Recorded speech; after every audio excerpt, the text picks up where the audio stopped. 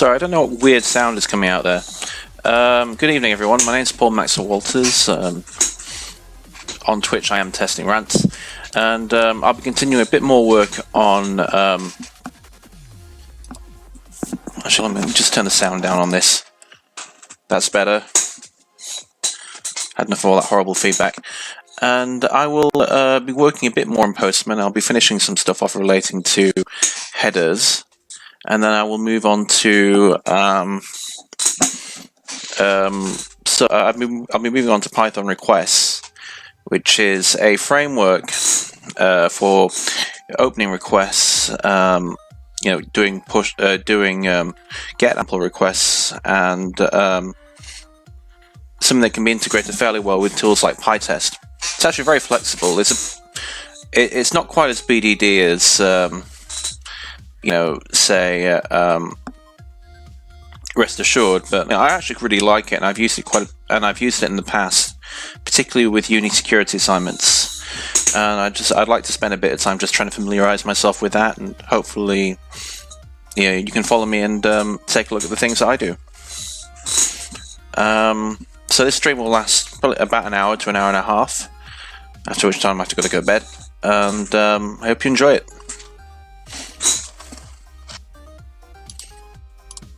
First of all, I'd like to say thanks a lot to all the people who watch, who've watched me on probably about an hour to an hour and a half. Sorry, feedback's killing me. I'd like to thank the people who have watched me already in the YouTube stream. I mean, it's not a big number, but it shows some interest, and people have shared it, particularly on LinkedIn. So I hope you got something out of it. I'm not actually playing Red Alert. I'm going to change that. Hold on.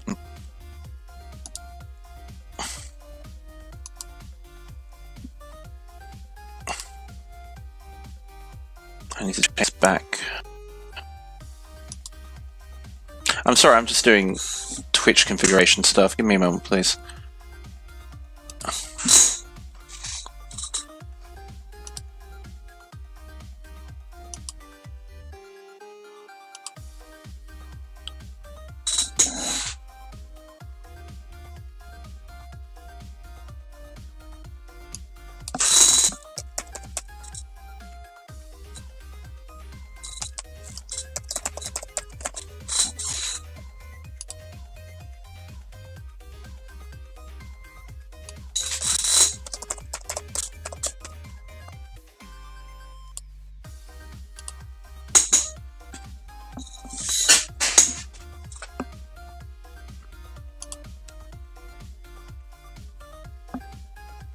Okay, let's get started.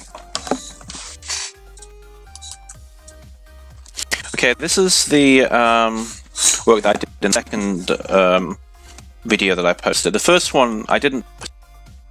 I did obviously stream on Twitch, but I didn't actually post on YouTube. The reason for that was the sound was appalling, and my voice was being fed back. So I made some changes since then. I've decided to go with some music, but I've turned the volume right down. So that, because at one point I think I was competing, and my voice is competing with the music in the first stream in the second stream for the first half hour. And so I've decided to turn the volume right down, and I've sorted out the sound problems, I hope, and some of the feedback problems. So I shall be carrying on.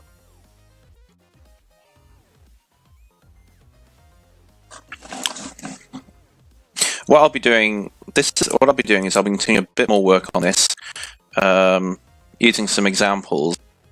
Because I'm still obviously learning how to use Postman. It's not a tool I've used commercially, or really used more than.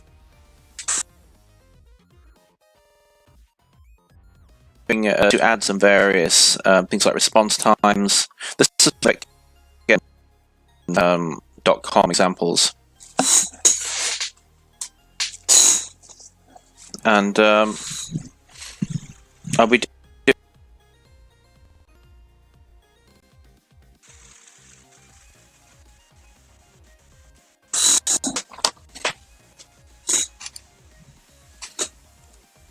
so in Postman, your headers to actually headers.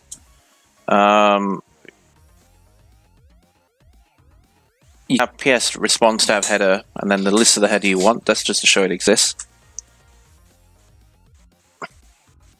Probably do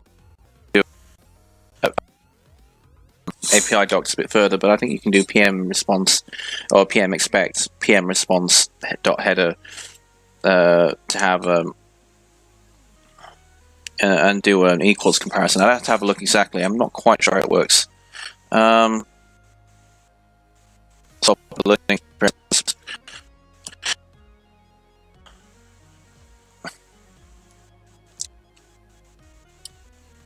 So if I these are the headers.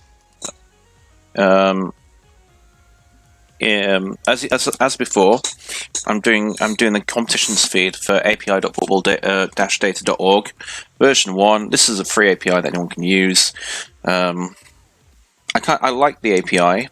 I did some stuff with it in Python requests, so I'm a bit familiar with it. I was just going to do a few tests for headers and probably timeouts. So according to docs, you do a timeout this way. Oh.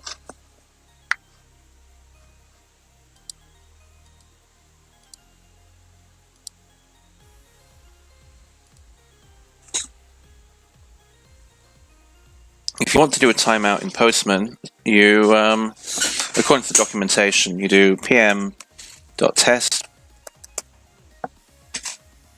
and you can check for status codes.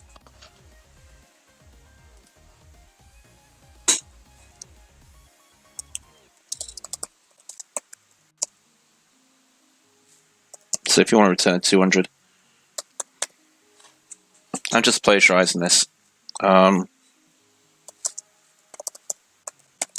You can get it from the test examples page at getpostman.com.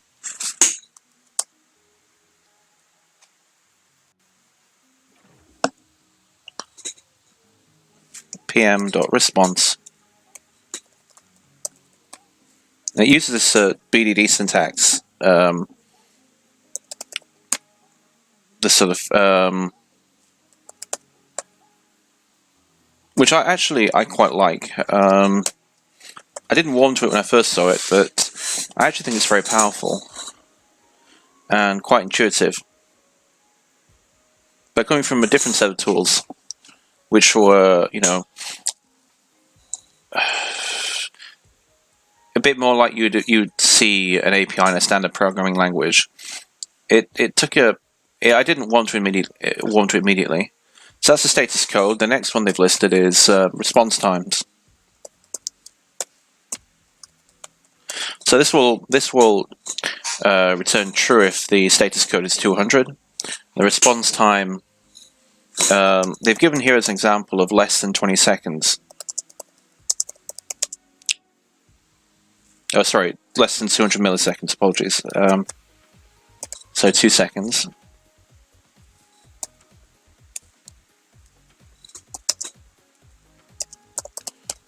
And let me.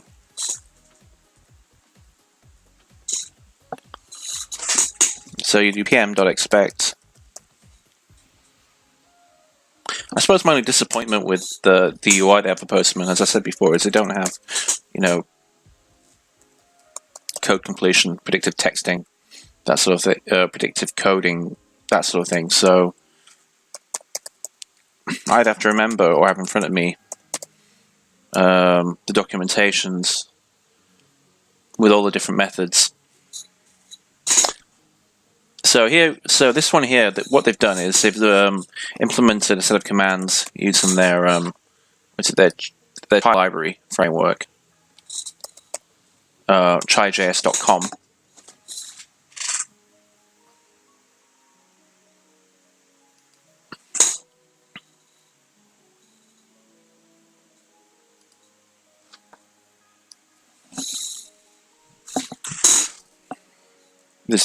With this BDT type syntax, and this basically checks. This returns true if the response time is less than 200 milliseconds. So if I run it,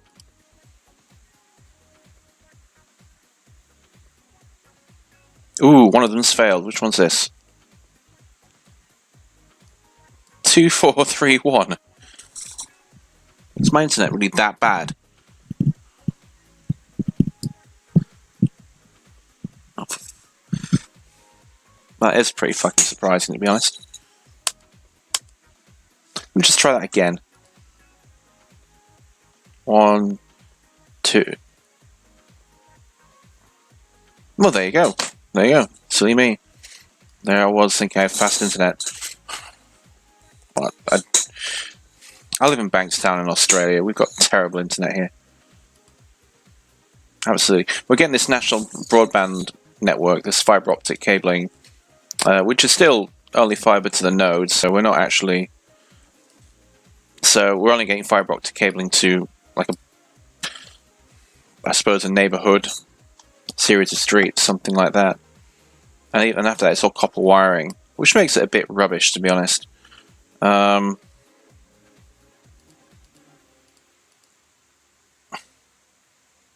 My university, University of New South Wales, has fantastic internet, absolutely fantastic internet. At one point, I clocked about 100 megabits per second for downloading some 3D software I needed for my course. And that was just brilliant. Alright, so going back to this. So the status code is 200.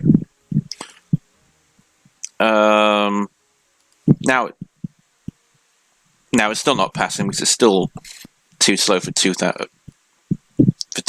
milliseconds. I'll put it back for 200 and just leave it as that.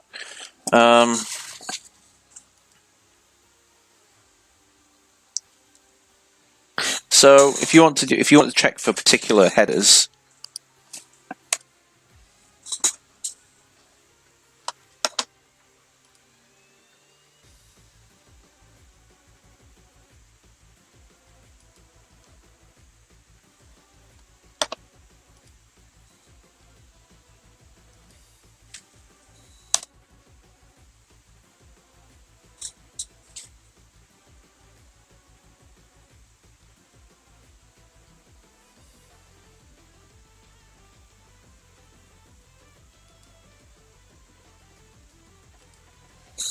I'm going to just take an example from here and show the content head how to test for the existence of headers. So PMTest. This is also taken directly from the test examples page. I'm still learning, of course. So here they're looking for content type. Let me try another one. Connection.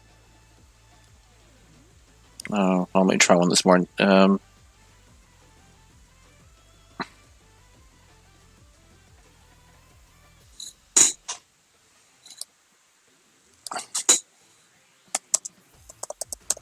Just for those people who might watch this and never seen Postman before, PMTest is a newer framework for creating automated test cases or test scenarios.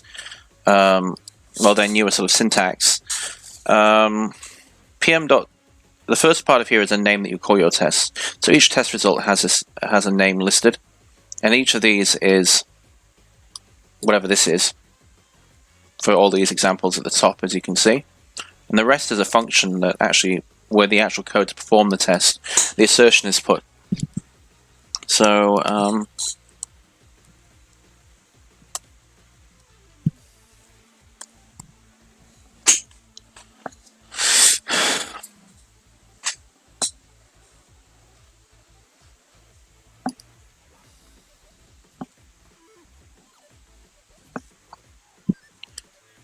that's content type, not context type. Silly me. And then if you want to add your if you want to check for the existence of header, just do PMDot response to have header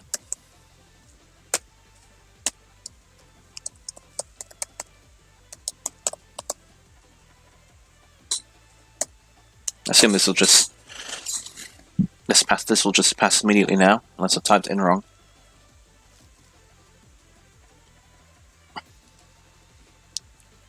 there you go. Content type is present. If I just do something that would make it break.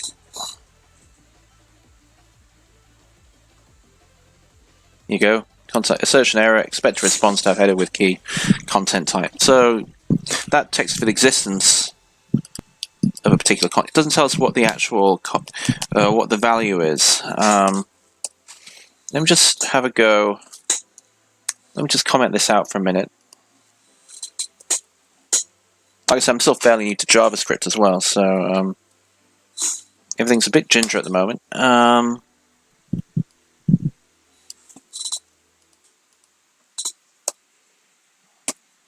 View. So I'm just Googling something.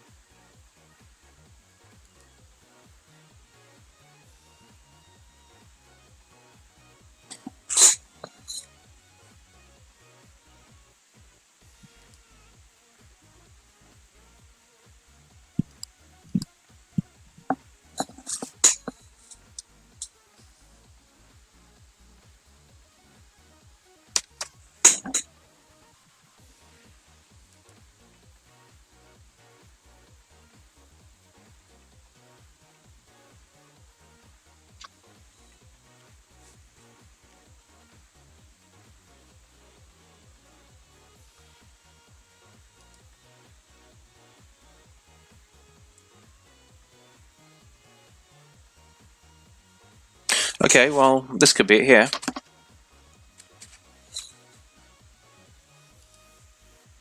I'm back on the get Postman page, and there is a command Postman get response header. Only returns the response header with that specific header name. There doesn't seem to be one for PM, which is a newer. Oh man, I'm just looking at the wrong page. Oh, let me have a look.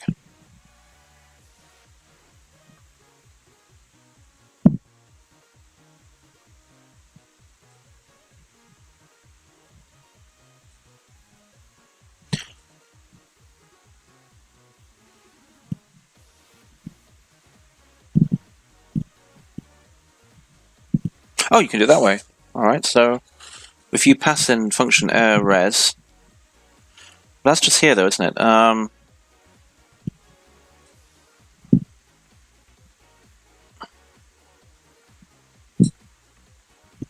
I don't want to send a separate request because my code is already doing that. That's how all of these are executed.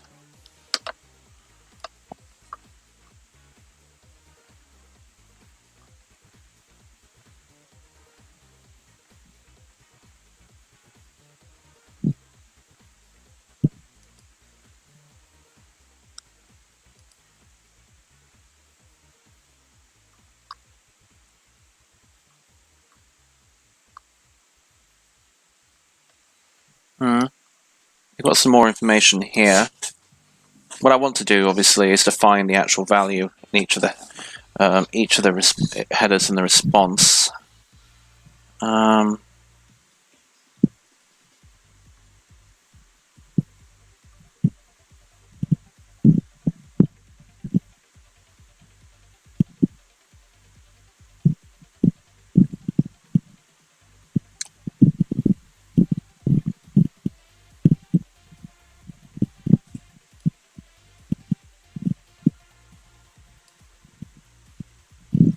This is all API testing stuff. That's the whole point of Postman.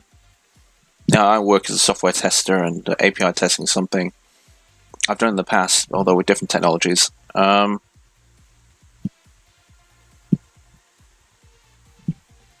me have a go at this one here. This could be it. This gives the value as a string. So let me see if that actually does the assertion. And then you've got PM response to B, info, client error, server error. I mean, this could be it. Maybe I'm just thinking too hard about it. Just put that there for a minute. This is in the Sandbox API reference of the Postman website.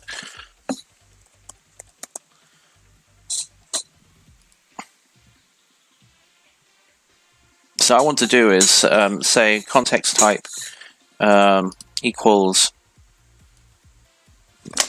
this location char set UTF-8. Okay, all right. So let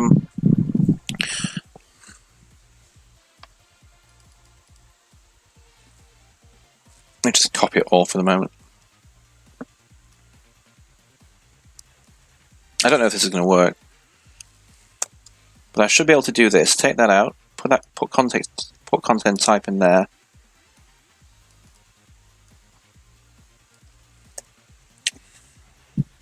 And then this should be the actual value of the content type.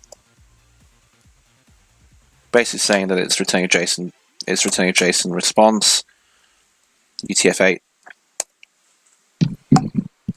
So I don't know if this is going to. Well, it certainly won't work if I don't put.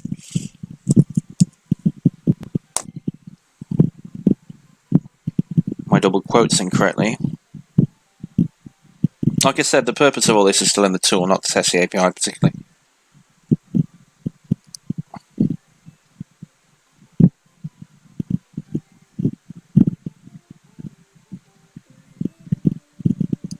I think that's right. Yes, that's absolutely right. Let me just try this one here. Application. Just so I'm not getting a false positive or some nonsense yet. As you can see, doesn't like my spelling mistake, doesn't match, therefore the assertion fails.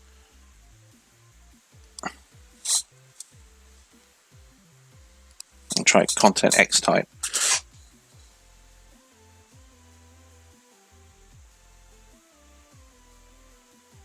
There you go, doesn't like that key. Responses are being returned. So I think that's a pretty decent test. So if I want to encapsulate all of these headers in a test, I probably would do it for each. I'd probably do a separate test for each one. Because then, at least when I'm looking through my tests after they've been executed, I know exactly which header is breaking without. If there is one that fails, I'll know exactly which header is breaking without actually having to go and look at each test individually.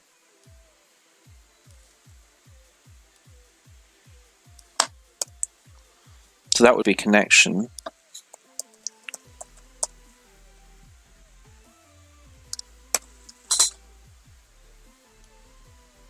I'll be honest, I didn't think much of the Get Postman docs when I first saw them, but actually they are very good. You just have to navigate to what you want and know how to get there.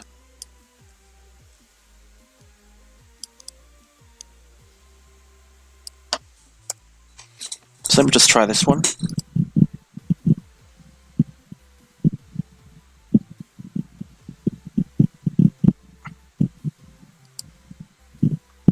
There you go, that's how you test your headers. There are lots of things you can do here. You can run individual requests. I've got code for that here. Just try and think of a good test for it. Not concentrating on that just yet.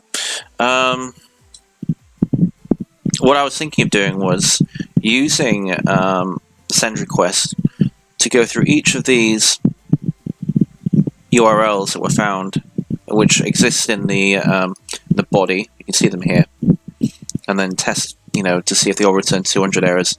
I'll probably do that another day. Go back to my headers.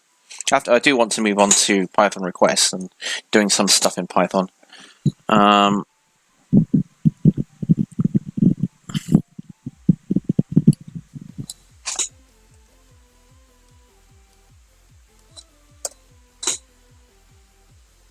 Oh, this is obviously going to change, isn't it? So I'm not going to bother with that. I'll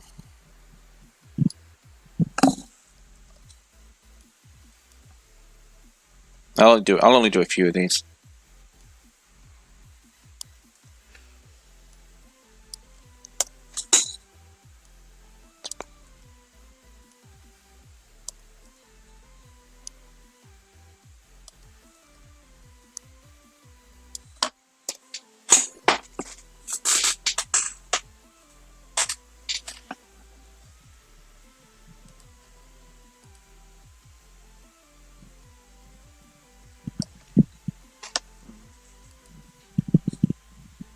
There you go.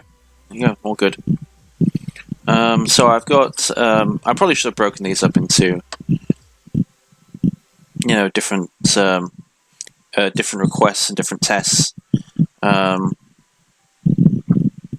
kept them all together now. I think I'll probably go back to this at one point and split these into separate tests. For the moment, I'll keep it as it is. One of the things I do like about Postman is they have a set of predefined rules you can check against. So this page here, for instance, has what they call PM response to be, and then what it will do is just it'll check if you've got a status code 200x, and or if you have a redirection, you want PM response to be okay. This is a bit similar to this. Fact, it's probably exactly the same as this one here. Status code is 200 without having to specify the status as such. But let me just have a go with it. I'll put it up here with the other one.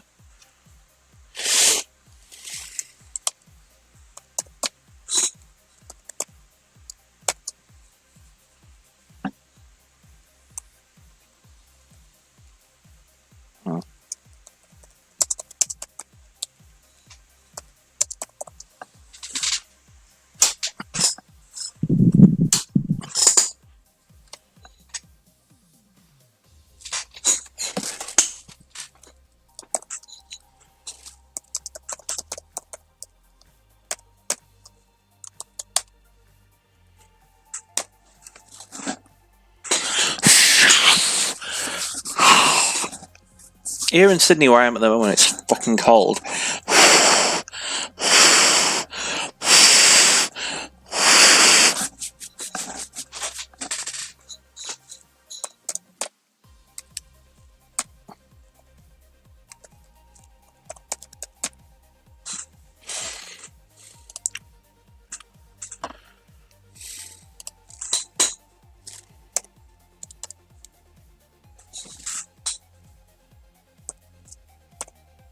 I mean, I'm from the north of England, so I should be used to this.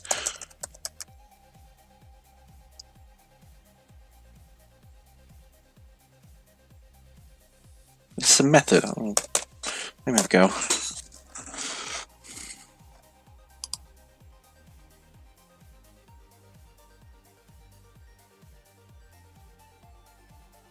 Oh, it's not a function. Alright, there we go. So it's property. All good. Silly me.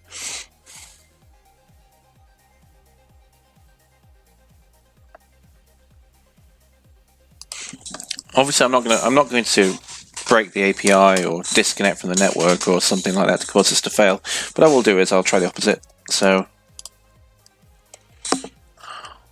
to be a server error, because this should always fail. As long as the API is working correctly. We do need a few negative tests. I'm a big fan of negative tests.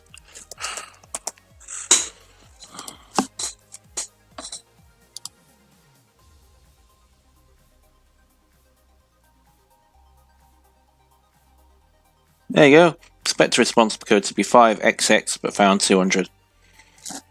There we go. So the site is actually working, which is a good thing. I'll comment that out.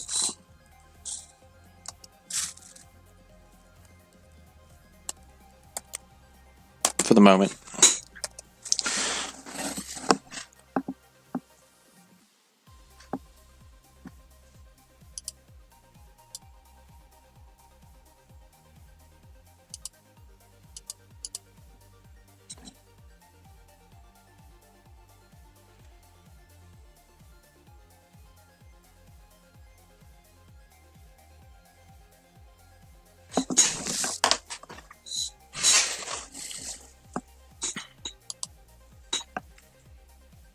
Okay, so what I'm going to do is I'm going to move on to Python. I'm going to leave Postman for the moment. Before I do, actually, I will tell you one thing. If any of you are remotely interested, let me just get a window down here. If you go Programming Throwdown, which is a podcast I listen to,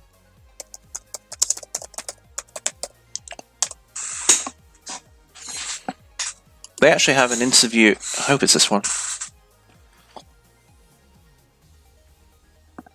Their most recent interview is actually with the CEO of Postman. He talks a lot about what Postman does, about web services testing, and how Postman was designed, the company, its business model, lots and lots of good stuff. I really liked it. I can't remember the guy's name, unfortunately, the CEO. It's probably my phone somewhere. Let me find it. I'm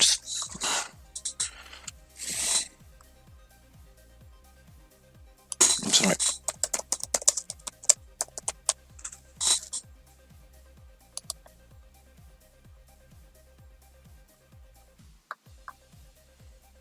Oh yeah, but I've been over there. They were interviewing. My internet's so good. Obviously, these pages are taking forever to open. So they interviewed him. It was a very interesting interview, actually, talking about their business model and where they expect Postman to go and how useful it is for things like security testing. Well worth a listen. I quite like Programming Throwdown anyway. It's one of my favorite podcasts just on, computer science, coding, that sort of thing. They usually touch on a different topic every week, or not every week, what is it? Every month, sorry. So, code documentation, Arduino, cryptocurrencies, so they've got quite an interesting range. Maybe I'll write a blog post or do something just on different types of different podcasts I like. I consume them quite avidly. I've also been on a few. Okay, let me just close this.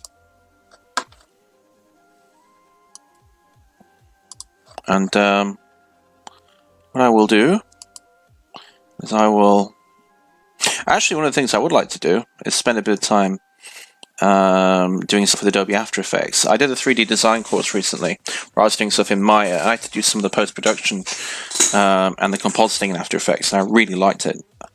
That's very different to software testing, of course. I don't think the same people would listen or watch, but something I'd like to have a go at. Doing a live stream just on that.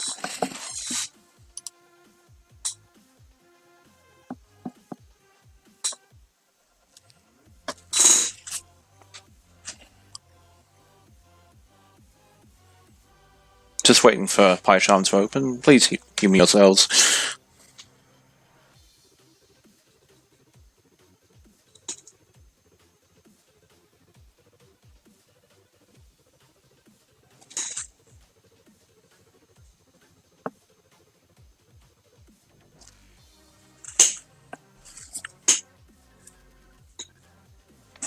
And it's opening. Long window. There you go.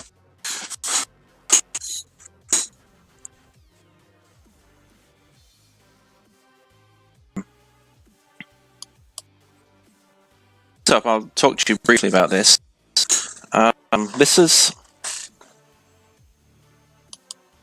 a project I was doing for someone. It's on GitHub. You can get my GitHub through by searching for Paul Walters Dev. You'll see examples of various programming things I've dabbled in over the years, and a big list of testing resources as well, which I'm quite proud of. Here, basically, what this does is it generates a random walk Monte-Carlo, and uses that to generate sort of fake weather temperature data. somebody said that they had that she had a problem where she had monthly data, but she wanted to generate sort of fictitious daily temperature data. So I said the best way to do that might be through a random walk Monte-Carlo. I mean, it produces a type of data. If I just show you an example of what happens when you run it, I've used PyPlot to generate a series of random fictitious temperatures based on 30-year averages. So this uses a random walk to basically go up and down the temperature scale every day, randomly, create something that looks like weather trends. Probably it's not the greatest. I put constraints on it, and it's not quite like real-world data. I will have to play with it a bit. That's the idea.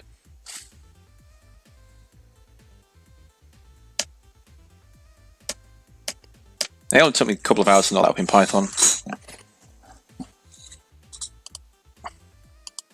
If you want to play around with that, just go to github.com, Paul Walters Dev, random walk temp generator.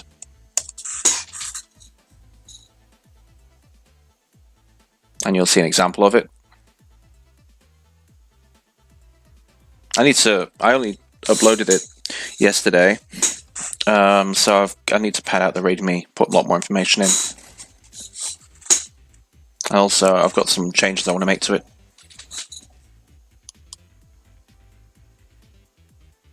Also produces an Excel spreadsheet with all your results, with all the specimen fake temperatures for the entire year.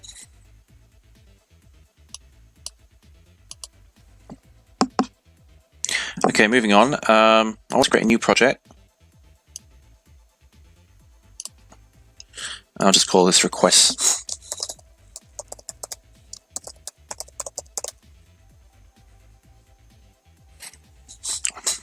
All these are now wrapped in virtual environments. Well, using a virtual env for Python. I didn't used to like Python as a language. I did it really because I was made to do it at uni, with a uni course that I'm currently on, part-time, masters. And I didn't want Python at all.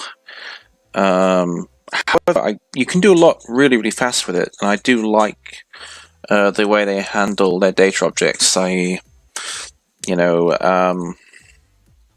lists, tuples, dictionaries, the way you can, the way they do things like MapReduce and data analysis and stuff. It's actually really, really good. I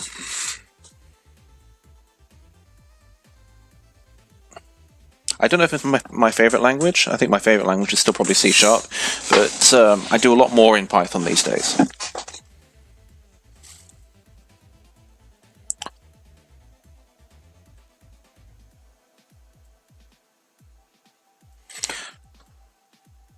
Actually, while that's running, let me just do another.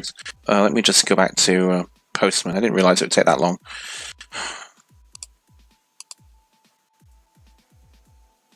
Actually, no, I'll do. I'll do.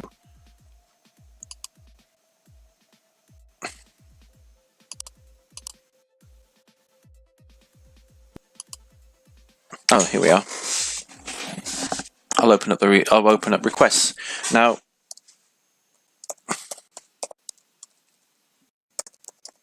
Python requests actually is a framework just for doing API calls. You can find it here. Actually, forget that. I don't want to do any more in Postman.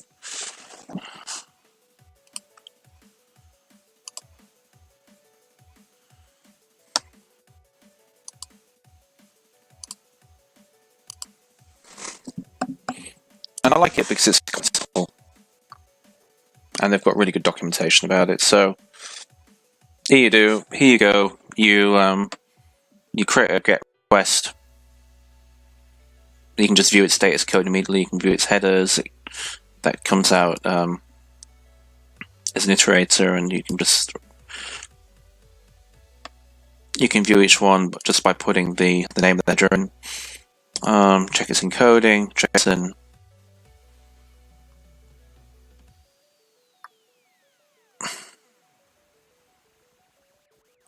Python request has got some really good documentation with it.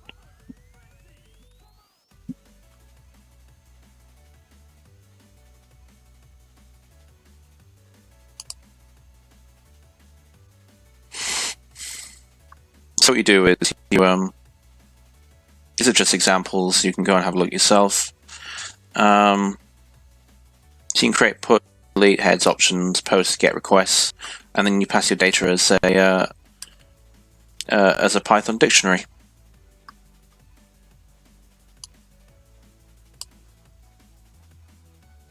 So pick a different example from the football API. Let me go back to. I'm actually quite rusty with this. I've not used this in ages.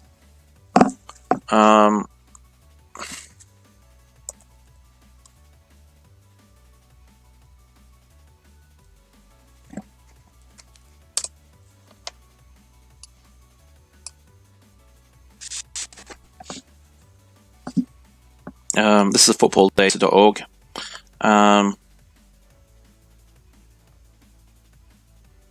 The one that I use for testing with Postman.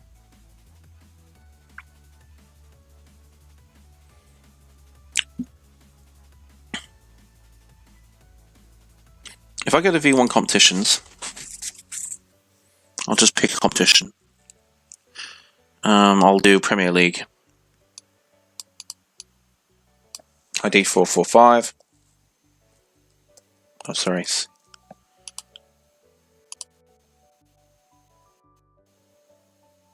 So it'd be V1 competitions.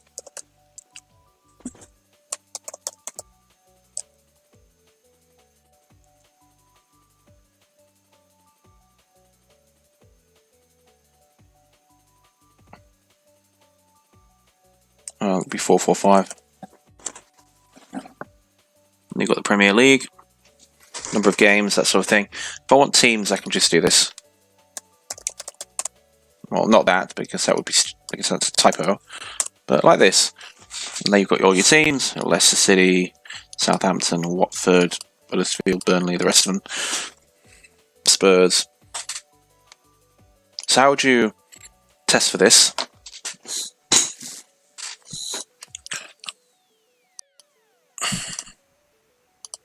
I think the first thing I have to do is to go to View,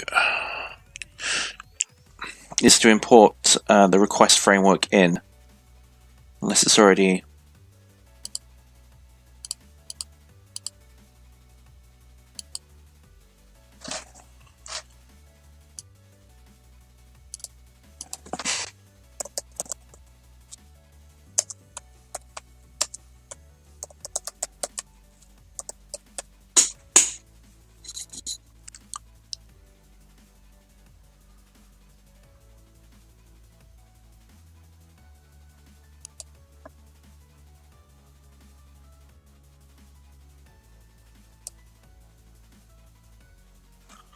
Sorry, I'm just Googling something from there. I've just forgotten how to do something.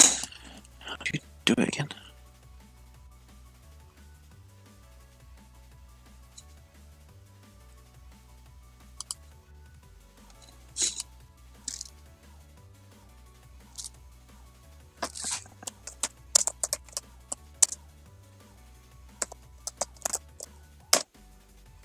No, it's not been that. There is a way of doing it. I did it once before and I've forgotten it.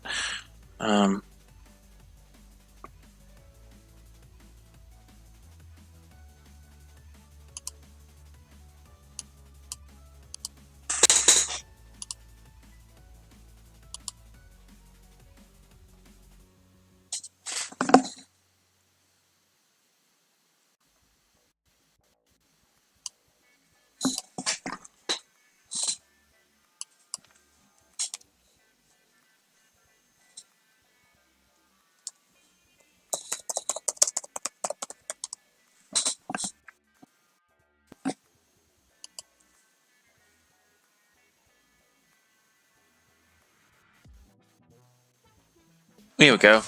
Alright, so what we do is you go to the project interpreter page and put in the project settings.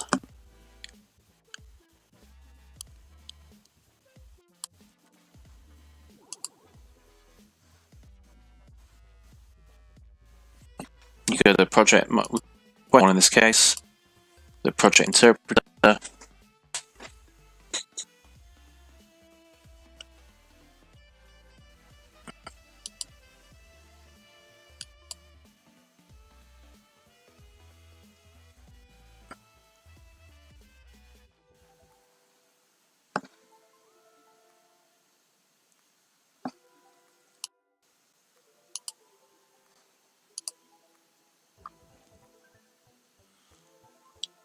Install, and then just go Python. Just go requests,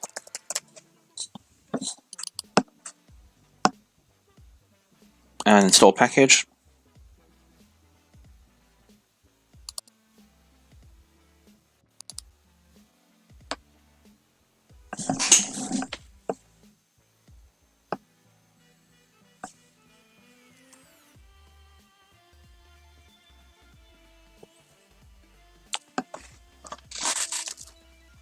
And there it is at the bottom, taking its sweet time, being a bit of a pain. I'm using Python, which is sort of an industry standard Python IDE. There are other ones you can use. There are a lot more to this. I mean, when I first started learning it, I learned idle, which comes with the Python installation, which is a very, very basic editor, but it does the job. Obviously, I've done some stuff in Vim as well. I really quite like Vim, actually, although I'm not using it at the moment. Let's see if it's finished. Oh, it's great. So,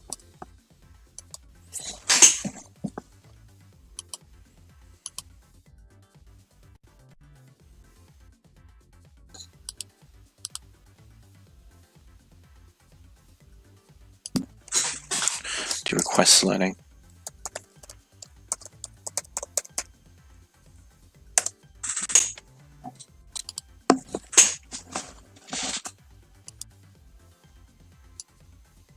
So I'll be using the competitions 445, which just returns competition details. It's this one here, and then I'll move on to some other stuff either today or in the next session. This is just to familiarise myself and the viewers, your good selves, with PyCharm if you've never come across it before.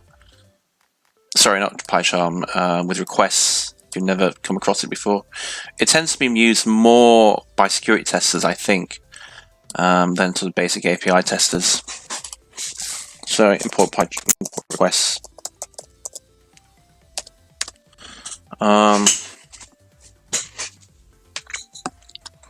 So let's just do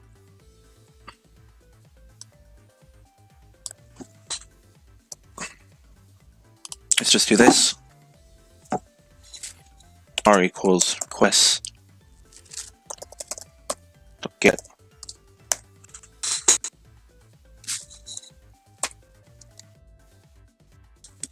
I won't team set at the moment.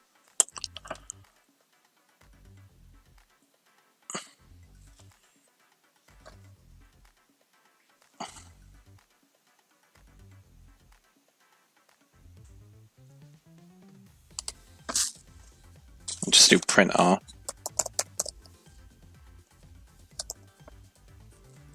Just stupid.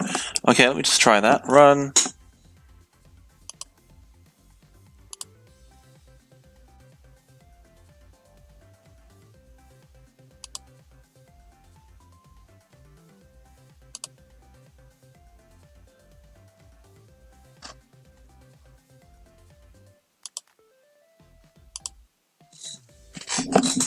There's nothing been returned.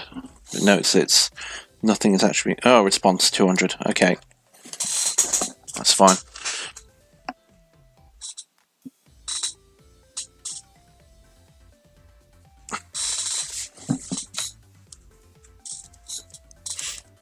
So you have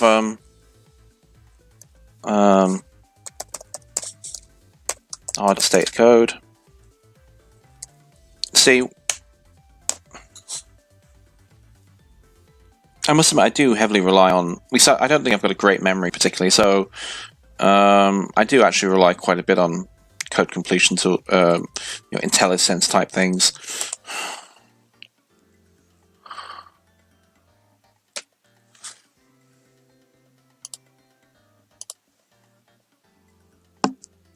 Yeah, 200.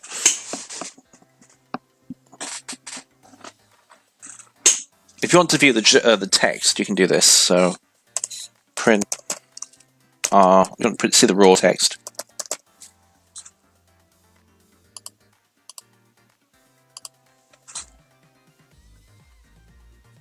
So that's your,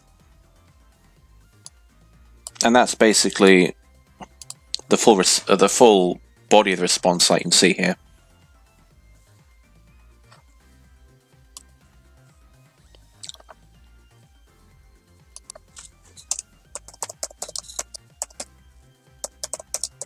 Do you want to see it in JSON?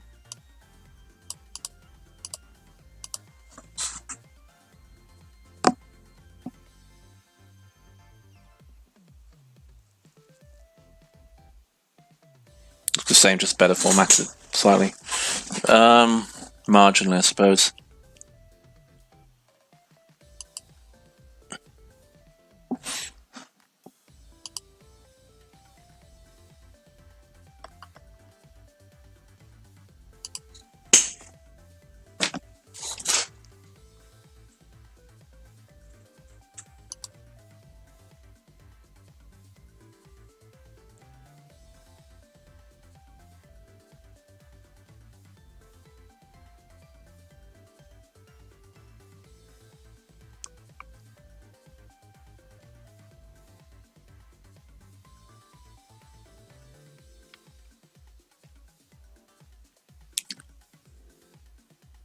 You can also do this as well. You can do, so I'm just reading something to familiarize myself with some of the various functions at docs.write-with-requests, docs.python-request.org.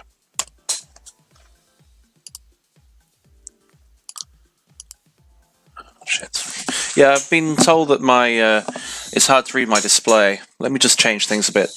Paxington, thanks so much. I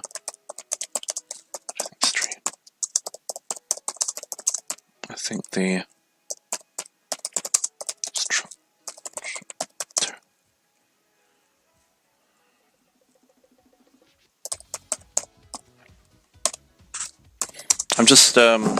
I'll just bring this down here. So others can see the chat. I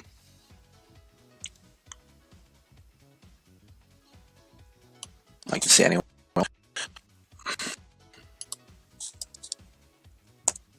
If it's too bad, I'll stop the stream now and I'll try and sort out why the internet or why the stream is so slow. The webcam's frozen, that's not good either. Nothing's coming through on the live stream at all.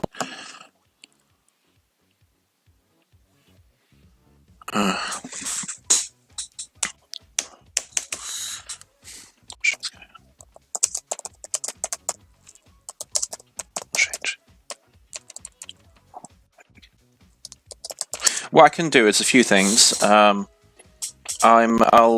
increase the text size, the actual font size of the code I'm writing. That should improve the display. Resolution, I'll try and. This is only the second time. This is only the third time I've done this. The resolution I'm going to try and change. I'll deal with that. Webcam. I think that's just down to the bitrate dropping so much.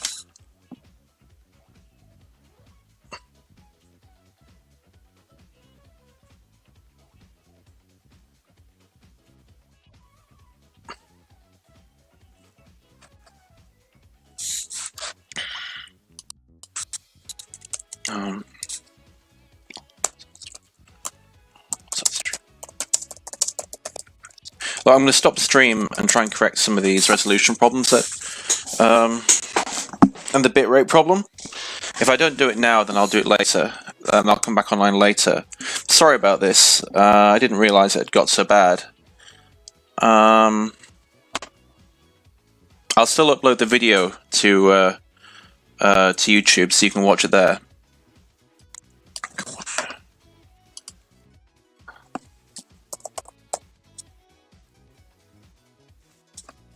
I'll just put a link to the in the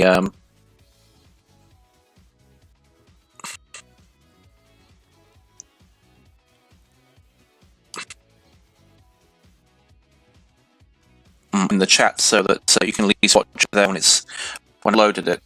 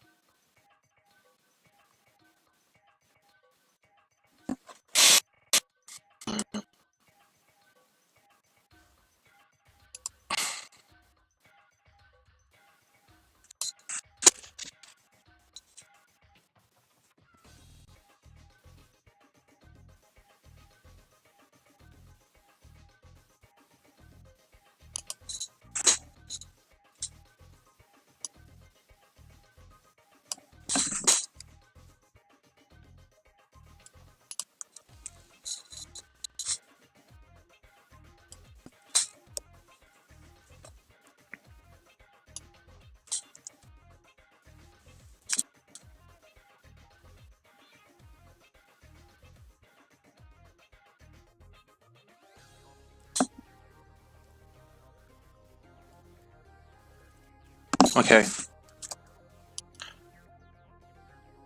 This.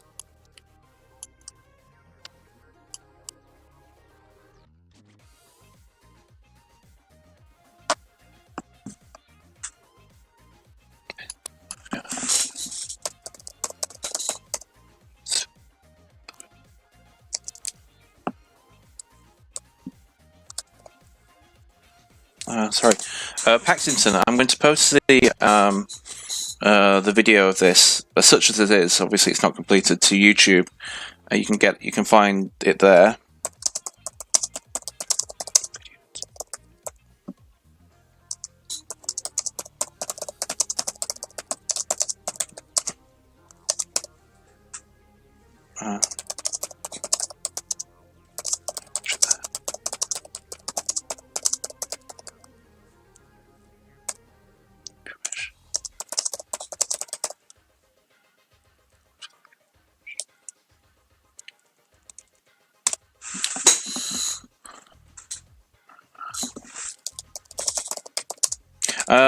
I also need to upload these two videos that I've done to Twitch as video selection for my account. I'll do that this evening.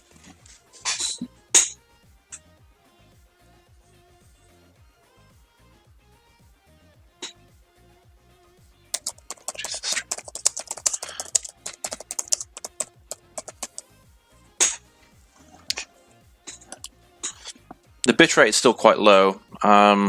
I need to sort out whatever it is that's causing my connection to be so slow. I'm going to call it quits there for the night, because there's no point streaming if people can't see it properly. And I'll probably take it up the next couple of days and finish off and get more into requests. All right, thank you very much. Have a good night.